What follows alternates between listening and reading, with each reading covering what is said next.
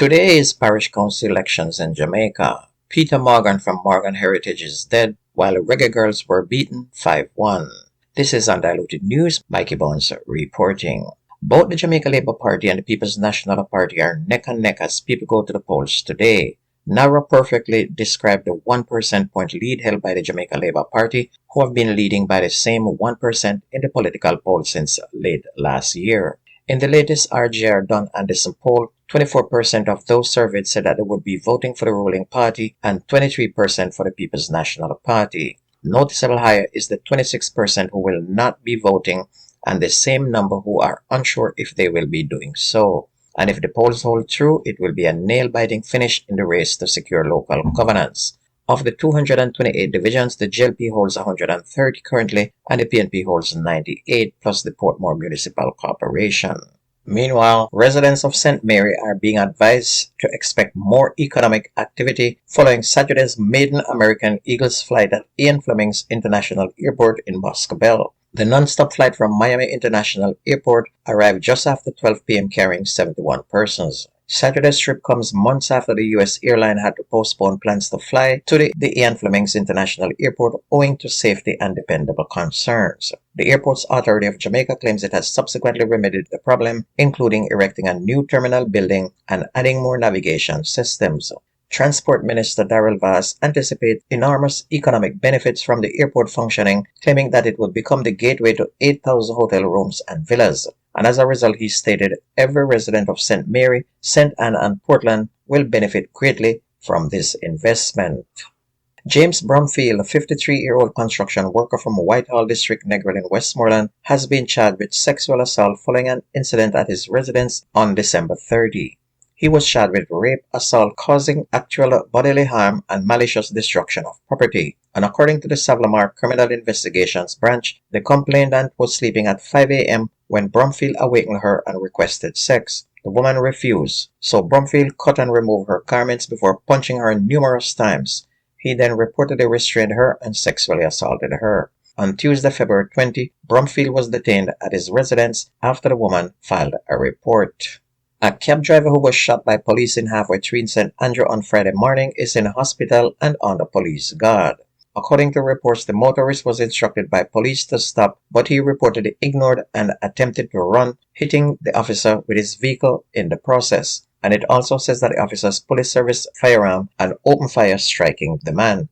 The driver fled the scene, but Senior Superintendent Marlon Nesbeth, chief of the St. Andrew Central Division, said he was apprehended after claiming to be someone else after he turned up for treatment at the hospital and that he had been shot and wounded somewhere else. The police said that this is the third time he had used his vehicle to hit an officer and as a result will be facing multiple charges.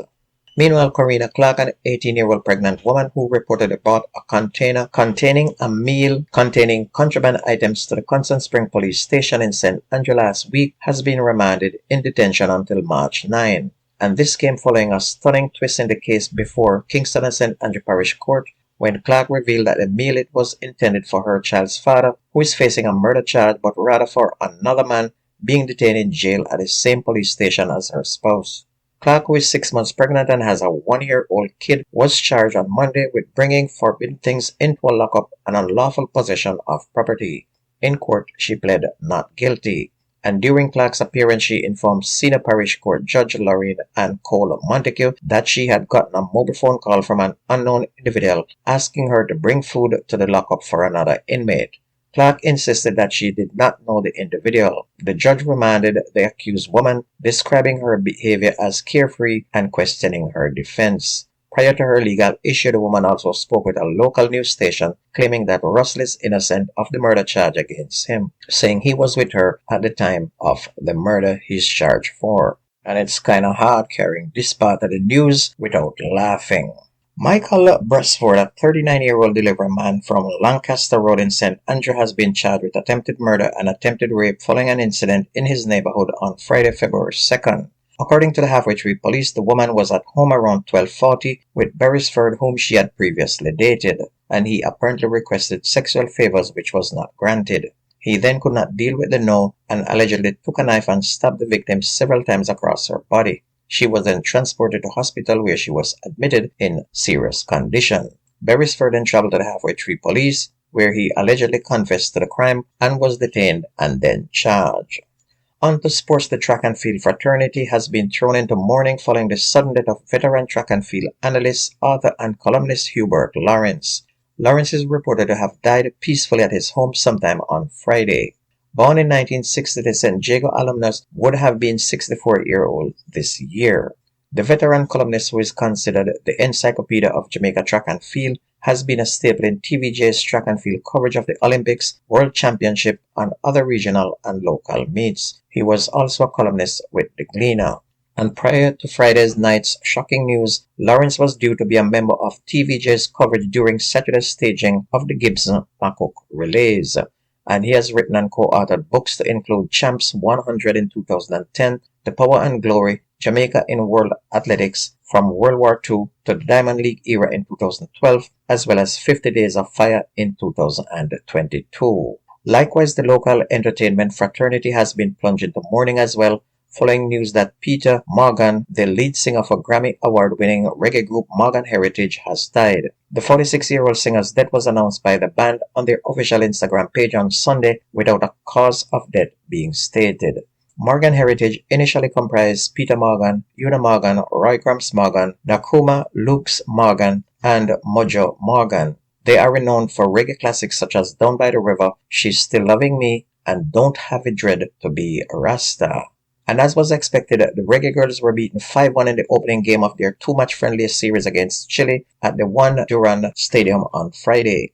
The Reggae Girls were down 2-0 at halftime after Michelle Olivares and Maria Jose Orieto scored for Chile. Yasmin Jimenez in the 61st minute and Yena Acuna in the 70th made it 4-0 before Chanilo Asha cut the deficit for the Jamaicans with a 77th-minute penalty. However, Paloma Duarte restored Chile's 4-goal advantage when she made it 5-1 in the 88th minute. And the two teams will meet again tomorrow in Game 2. Meanwhile, Jamaica secured a perfect start to their campaign at the 2024 CONCACAF Men's Under-20 Championship qualifying in St. Kitts by defeating Martinique 1-0 on Saturday.